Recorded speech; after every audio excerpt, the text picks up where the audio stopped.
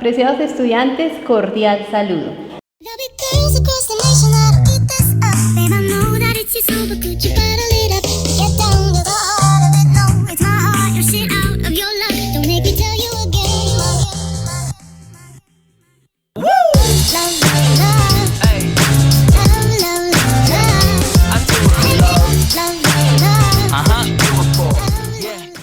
Bienvenidos a su primera lección del crédito de documentos legales. En el día de hoy vamos a hablar de unas generalidades y de estos conceptos. Entonces vamos a iniciar con el concepto de documento legal. ¿Qué se entiende por documento legal? Es todo aquello que comprueba un hecho o evento o la veracidad o afirmación o de una solicitud. Por lo tanto, estos documentos pueden ser considerados como un testimonio o una prueba en el sentido amplio de la palabra. A eso hace referencia un documento legal. Características. Para que sea documento legal se requiere dos requisitos como tal. Primero, la firma y segundo, el sello.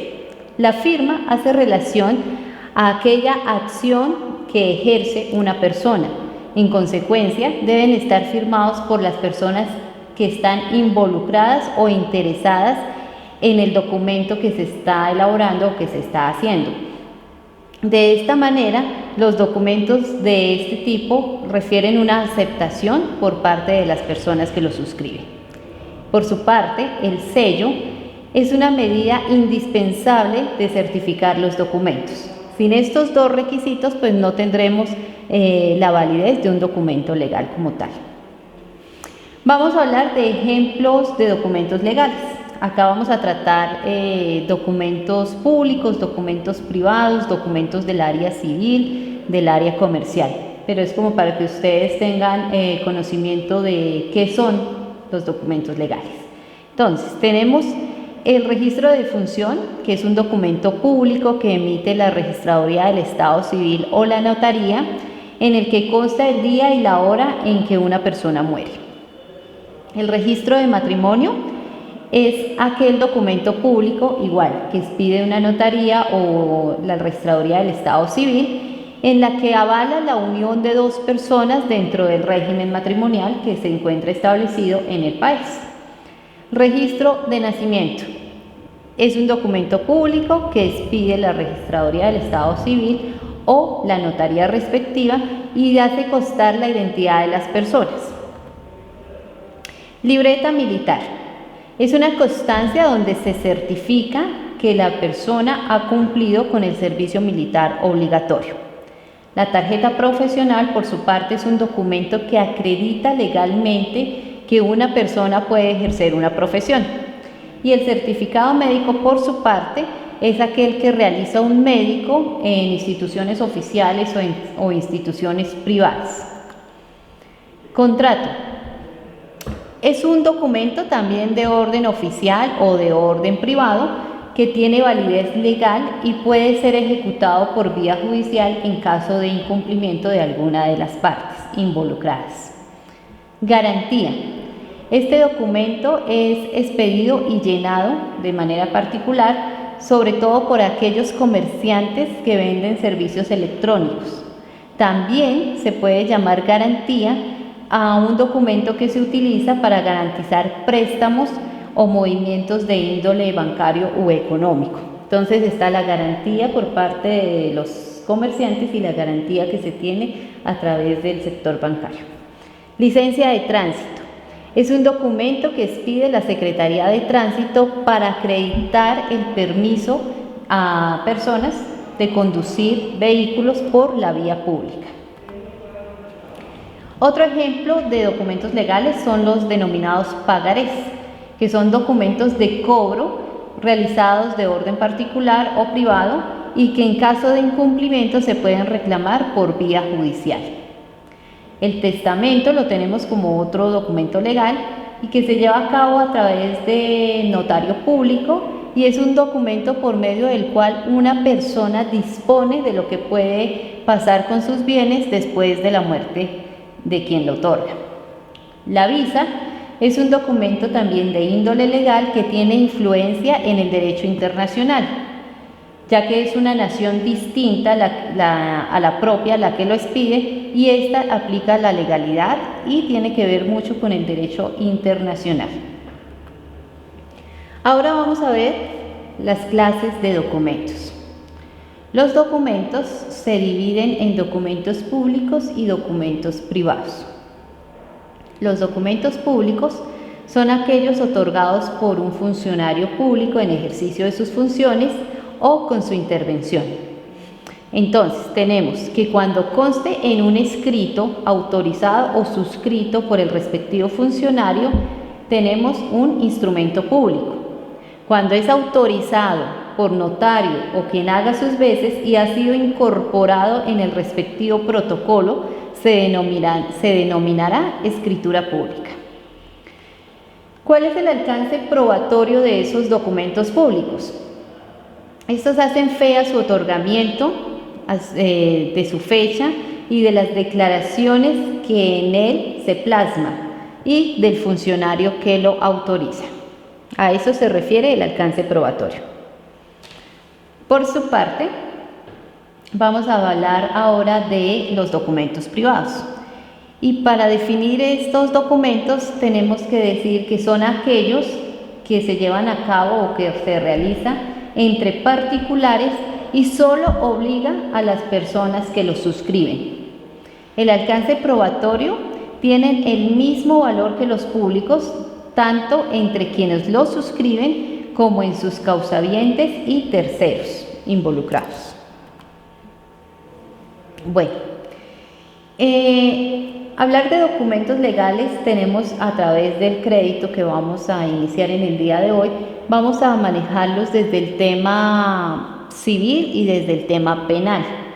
También vamos a finalizar el crédito teniendo en cuenta algunos aspectos prácticos como elaboración de minutas, que ustedes sepan identificar a qué se refiere cada documento y lo sepan individualizar y ejecutar como tal.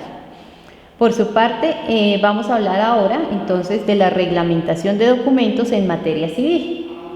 Cuando hablamos de derecho civil, ustedes bien lo saben que tenemos dentro de esa clasificación que vimos del derecho público y del derecho privado, pues tenemos en cuenta que el derecho civil hace relación al derecho privado.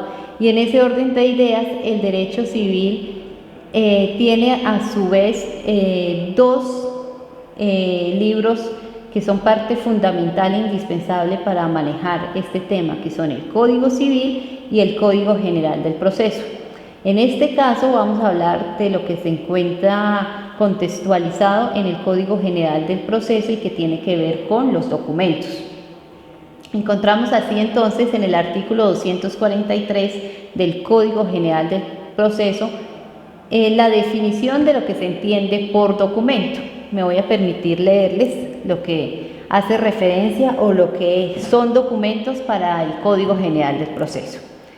Y dice este artículo: establece que son documentos los escritos, impresos, planos, dibujos, cuadros, mensajes de datos, fotografías, cintas cinematográficas, discos, grabaciones, radiografías, talones, contraseñas, cupones, etiquetas, sellos y en general todo mueble que tenga carácter representativo o declarativo, y las inscripciones en lápidas, monumentos, edificios o similares. Todo esto que les acabo de leer para la legislación civil se considera como documentos.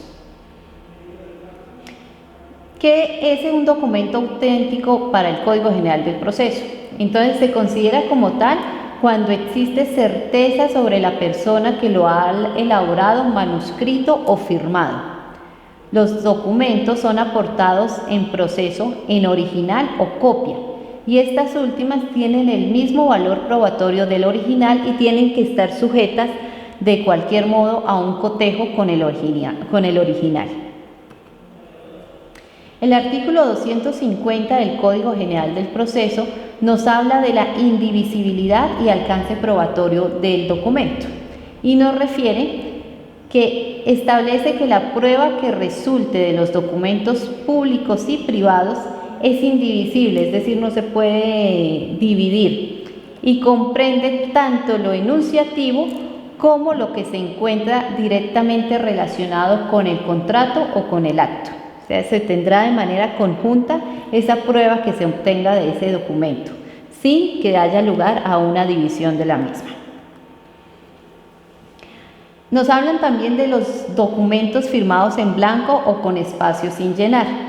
Y a esto se refiere y nos manifiesta el Código General del Proceso que se presume cierto el contenido del documento firmado en blanco o con espacios sin llenar.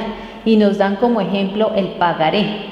Entonces, cuando ustedes de pronto van a un banco a solicitar un crédito, les hacen firmar un pagaré en blanco y si el banco va a ejecutar, pues obviamente tiene que diligenciar ese pagaré con el contenido que ellos consideren pertinente. Entonces, ese pagaré firmado en blanco se considera que su contenido es cierto, teniendo en cuenta que es el ejemplo claro de la veracidad de esos documentos como tal. Entonces, se pueden ejecutar también a través de un proceso ejecutivo. Y por último, vamos a hablar de la procedencia de la tacha de falsedad y de desconocimiento del documento. Entonces, acá el artículo del Código General del Proceso nos dice que la parte a quien se le atribuya un documento afirmando que está suscrito por ella, esta parte puede tacharlo de falso en la contestación de la demanda o en el curso de la audiencia donde se va a ordenar las pruebas como tal.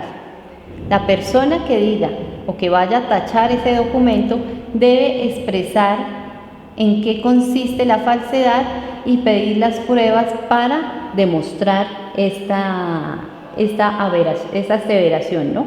En qué consiste la tacha de falsedad. Porque esa persona está diciendo, me están acreditando un documento, pero ese documento yo no lo suscribí, entonces lo tacho de falso. Y para tacharlo de falso, pues obviamente tiene que demostrar a través de las pruebas pertinentes que realmente ese documento no es suscrito por ellos. Bueno, finalizamos con este contenido por el día de hoy. Los espero en nuestro próximo encuentro sincrónico y les deseo el mejor ánimo, el mejor entusiasmo para iniciar este nuevo crédito. Muchas bendiciones y un abrazo.